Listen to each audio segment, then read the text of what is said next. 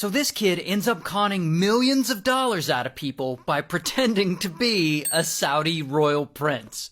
Now his name's Anthony, and Anthony's around 18 years old, and he's kind of a turd. He's always in trouble. And one day in 1988, he starts stealing credit cards. And of course he'll run up like thousands of dollars on them buying stuff. But specifically, he likes to rent limousines, and he'll ride around in them, and when people are like, damn, who's this rich teenager? He'll tell them that he's a royal Saudi Arabian prince. And just to be clear, he's not a prince at all. He's not royal. He's not even Saudi Arabian. He's actually Colombian born, but raised in the US. But anyway, he eventually leaves Michigan, where he lives, and he moves over to California. And there, he starts pulling this con all over again. And he'll steal credit cards and pretend he's a royal Saudi prince, and he pulls this scam for a few years. However, you can only steal credit cards and commit fraud so many times before you finally get caught and they throw your ass in prison for a while, which is exactly what happens to him.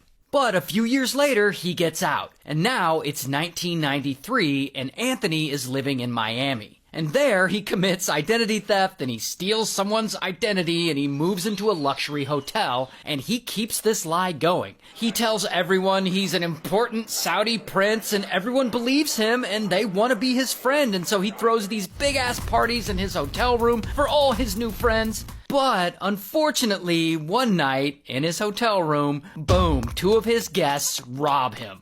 And so he calls the police to report it. And then police show up, and even to the police he lies and says, I'm a Saudi prince. And so I guess the police reach out to the Saudi embassy, and the Saudi embassy's like, Prince who? That guy's full of shit.